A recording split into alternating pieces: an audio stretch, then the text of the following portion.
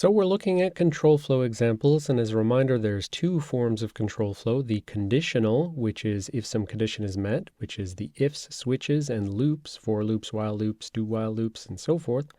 We've already seen all of those. Then there's unconditional control flow, always go somewhere.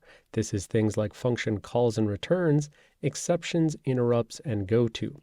Well, we've already seen calls and returns in the terms of jol and joller and jr and joller, and exceptions and interrupts are out of scope for this class. So that just leaves us friendly little goto. Let's see how goto from C manifests itself in some assembly. So here we have simple main, and the immediate thing it does is it says go to my label. So that means the statement printf skipped is going to be skipped and never ever executed. Then at my label it printfs goto for the win and returns boldface.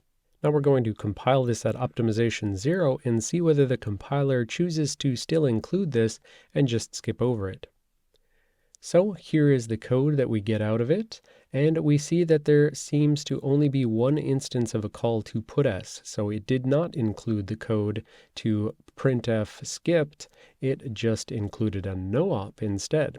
And if we recall from earlier where we had stray no-ops, the compiler engineer mentioned that no-ops at optimization level 0 are sometimes for things like including a line number for if you want, if there's going to be some code that leads to not actually emitting any code, but they want to stick something in the assembly so that they can, for instance, put a line number into the debug symbols and stuff like that. So that may be what's going on here. They recognize that this is entirely skipped. They just stick in a no-op and then they move on to the calling of this printf.